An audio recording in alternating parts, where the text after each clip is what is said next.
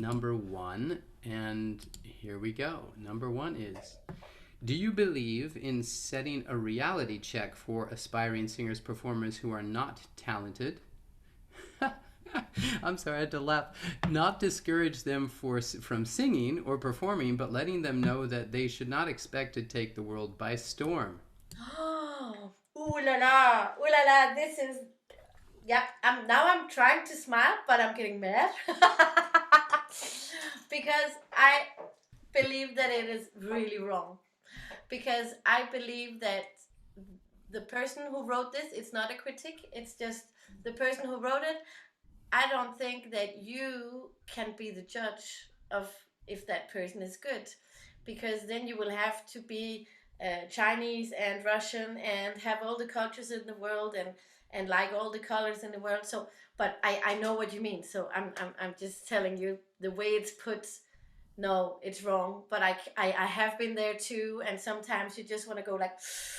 I can turn the question a bit around because I have had some singers I worked with who went again to competitions, and without telling me they went, and they went to that competition, and the mom sent me the little video of the show, and the question the coaches are asking is like, have you taken singing lessons? And very proudly she's like, yes, with Dida Robbert. And her mom is like, do you know she's a very famous singer, and do you know and I am just dying behind my telephone. I'm like, she's telling my name. She went to a casting I didn't tell her to go to. She went singing there the song that I didn't want her to sing, and she's talking about my name. I mean, this is really bad publicity. So I understand where you come from. But I think that everyone has a chance. The only thing we cannot change is people's taste. You know, you can be a super educated graphic designer, but have a bad taste and never get very far because your taste is not that cool. But I have also seen singers that were in my world not fantastic. In my world, they cannot go and be a Billboard singer, but I can tell you that they found a market in their town, and she has more gigs than me because she's playing for retired people. She's singing older songs. So what I did with that talent is I didn't tell him not to dream because that's unfair. Nobody can tell someone not to dream. But I told him that it's very tough. I would sit down with a singer like the one you have. I would sit down and say, okay, let's look at what you have already. Let's look at what works. So tell the person what works. Tell the person that, wow, your voice for the moment works fantastic on kindergarten songs. I don't know the talent. So on kindergarten songs. So if they work fantastic on kindergarten songs, try to help them maybe find a job opportunity there. Try to help them find a market there. Say, why don't you make songs for kindergartens? Or why don't you go with a little guitarist and play in kindergartens? There is a market. This person could be a star in a little niche that we don't know about. Yeah.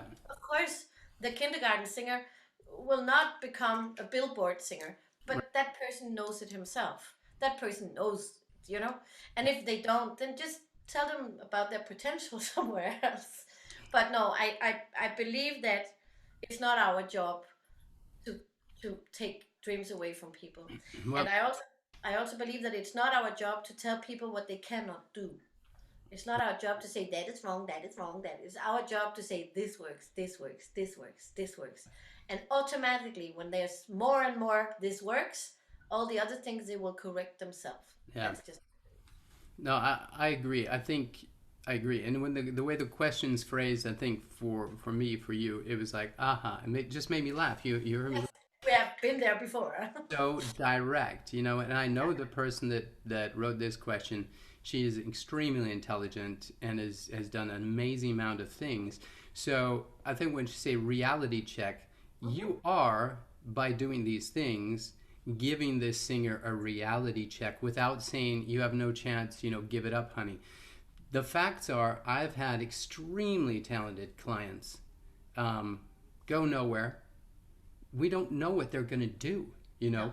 they just quit. They changed their mind. They didn't want to do it, or they didn't like the business. I've had clients that I thought, oh my gosh, this is never going to go anywhere.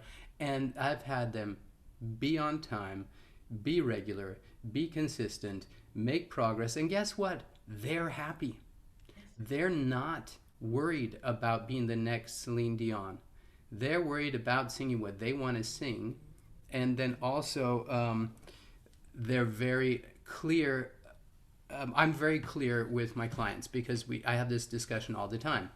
I educate them about how the business works and tell them to think about how they're not just what they want to sing, but what kind of lifestyle they want. What's important to them. Is stability and consistency important? Then you might not want to be an artist.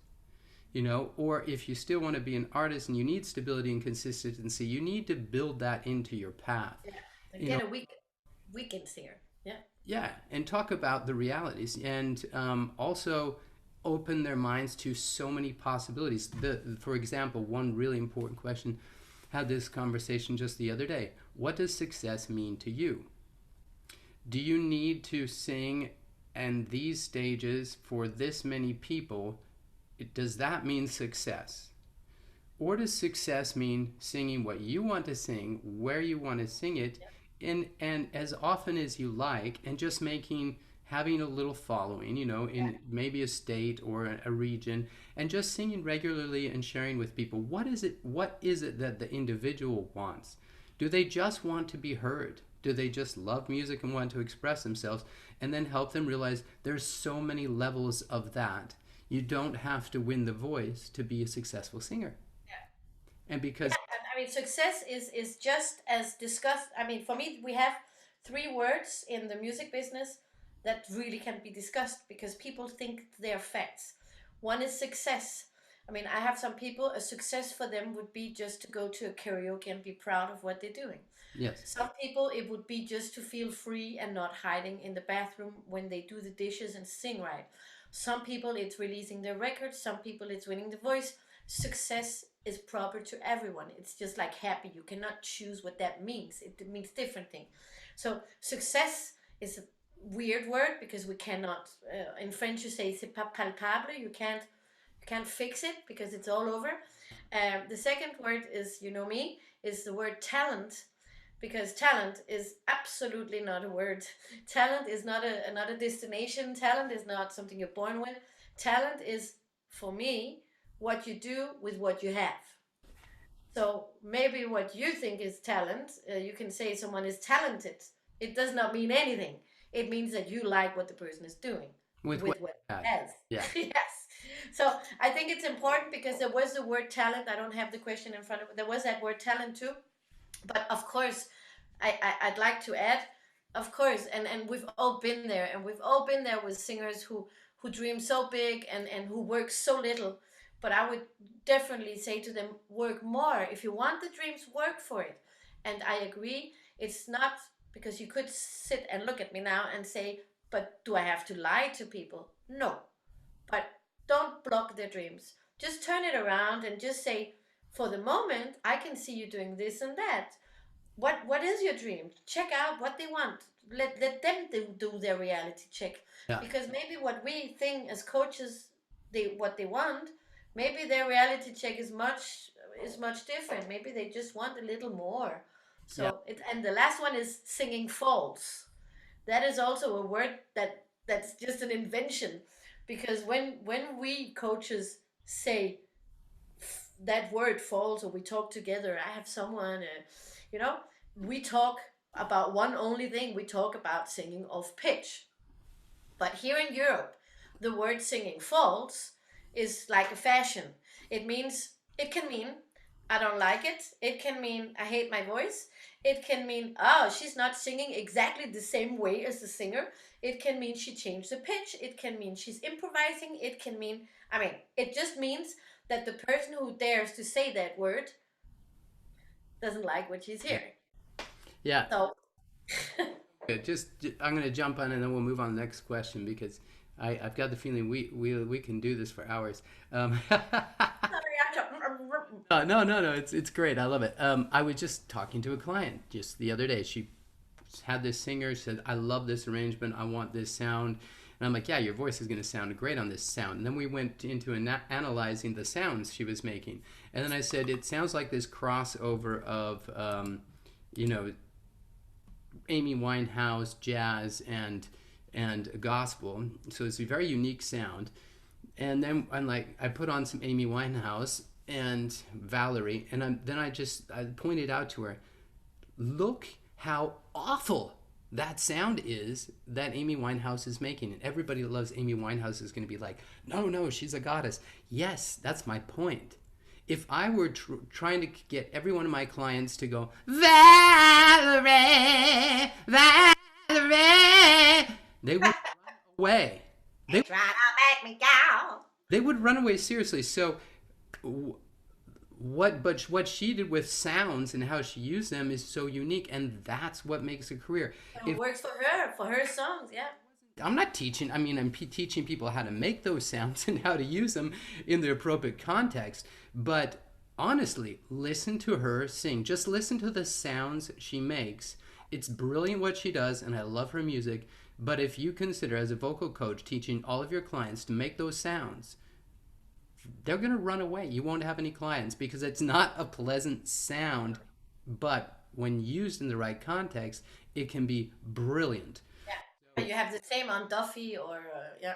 We don't know what people are going to do. And I have had so many people tell me I was never going to make it that I just immediately say, well, I don't know what this person's going to do. But so the reality check is actually helping them identify what they want and where they're good at, and also just telling them, if you want, okay, I have to say this. Helping them understand their point of where they are in relation to where they want to be. That's also a reality check without being destructive and destroying their dream. But I've had so many people call me up and say, I want to do this and this and this, and people have told me I'm great. Usually it's the people that have the biggest dreams that tell me that they're amazing and they just need to do a little thing that don't show up and stop working. And that's unfortunate. It's always the people who are consistent and work and believe that they can improve their coordination and get where they want to go, and understand, I'm at point A, this is point B, and to get there I have to do these things. So those people almost always succeed, but other people don't. So we never know. My message in response to that question is, we simply don't know what this person is going to do during their lifetime. And the reality check isn't saying, you suck, you're never going to make it, I think you should consider something else, because people actually told me that. And I've heard very qualified teachers, professors say the same thing to other people.